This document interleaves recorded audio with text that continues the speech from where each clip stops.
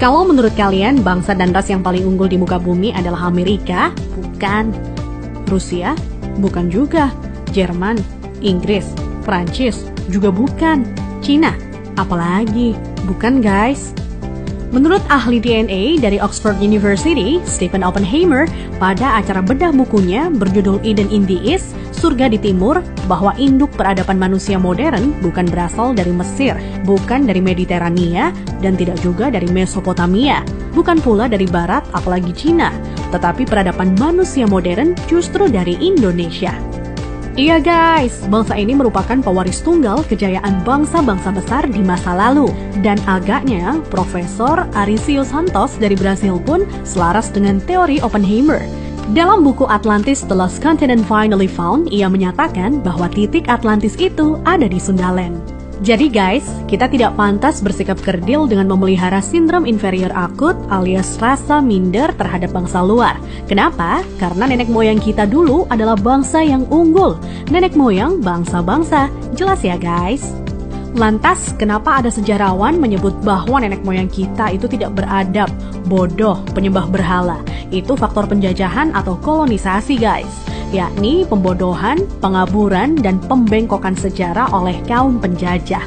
Menurut Juri Lina dalam buku Architect of Deception, Secret of Freemasonry, ada 3 cara melemahkan dan menjajah suatu negeri. Pertama, kaburkan sejarahnya. Kedua, hancurkan bukti-bukti sejarah bangsa itu hingga tidak bisa lagi diteliti dan dibuktikan kebenarannya. 3, putuskan hubungan mereka dengan para leluhur dengan mengatakan bahwa leluhur itu bodoh dan primitif. Guys, sejarah Nusantara ini dibikin oleh kaum penjajah seolah-olah hanya dimulai dari era kemerdekaan atau paling jauh di era Raja-Raja Nusantara dulu versi penjajah. Tahu nggak sih guys, ribuan tahun lalu Nusantara terbagi dalam 3 era loh. Era pertama disebut era Wangsa Keling. Wangsa artinya bangsa, sedang Keling artinya kuat. Jadi Wangsa Keling maksudnya adalah bangsa yang kuat. Konon di era ini, leluhur kita berekspansi hingga Kamboja, Vietnam atau Indochina, Thailand, Burma, Sri Lanka, India, sampai ke Madagaskar.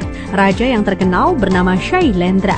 Tulisan yang dipakai adalah huruf Talawa, di mana modelnya menyerupai huruf Mesir kuno dan Israel.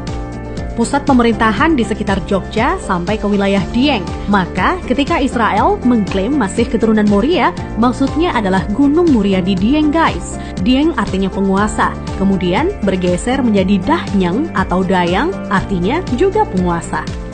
Setelah Wangsa Keling menghilang, ditengarai munculnya situs Dieng maupun Candi Borobudur. Nah, habisnya era Wangsa Keling ditandai dengan bangunan Bako atau Baki, yang artinya kuburan atau berakhir, dan ditandai dengan berdirinya Candi Boko atau Bako. Era selanjutnya adalah era Medang Kamulyan.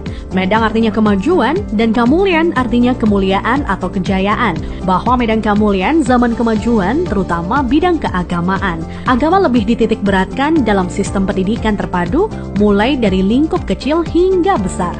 Rajanya yang terkenal adalah Ratu Boko. Di era itu merupakan cikal bakal munculnya huruf Sangsekerta yang dikenal oleh Aji Saka.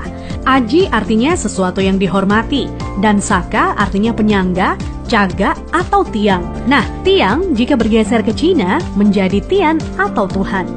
Jadi guys, Aji Saka artinya sesuatu yang dihormati karena Tuhannya, atau segala sesuatu yang mengacu pada Tuhan yang sangat dihormati. Kemudian huruf-huruf tadi akhirnya menjadi bahasa Sangsekerta. Jadi guys, Sangsekerta itu asli berasal dari bumi Nusantara atau Indonesia, bukan dari India. Kenapa? Di India tidak ada kata-kata sang. Jika berbasis kata sang, justru lebih dekat ke Cina. Contohnya Chiang Kai-shek, di mana Chiang oleh bangsa Cina dibaca sang. Jadi guys, sang itu berasal dari bahasa asli Indonesia tempo dulu, yakni bahasa Saka. Huruf yang dipakai di era Ratu Boko adalah Sangsekerta. Iya, kerta artinya 4, sedang sang asal kata wangsa atau bangsa. Jadi, Sangsekerta itu 4 bangsa yang meliputi antara lain, pertama, bangsa Qin yang meliputi bangsa Cina sendiri, Vietnam, Laos, dan Kamboja. Kedua, bangsa Thai, meliputi Burma dan Thailand. Ketiga, bangsa Afrika, yakni Madagaskar, Sri Lanka, India, dan lain-lain hingga Mesir disebut sebagai bangsa Afrika. Keempat, Bani Jawa yang terdiri atas bangsa atau suku Jawa, Sumatera, Papua, sampai Kepulauan Polinesia dan Hawaii. Hingga kini, Sangsekerta kuat pengaruhnya di India dan Sri Lanka. Dari keempat bangsa tersebut, penguasa yang terkenal ialah Ratu Boko. Jika keempat unsur bangsa itu digabungkan, maka timbul istilah Nuswantara atau Nusantara. Nusa artinya pulau, antara artinya jarak, maka makna Nusantara adalah bangsa yang hidup di pulau-pulau yang tersebar dari Kepulauan Polinesia di ujung timur hingga wilayah Madagaskar atau Afrika.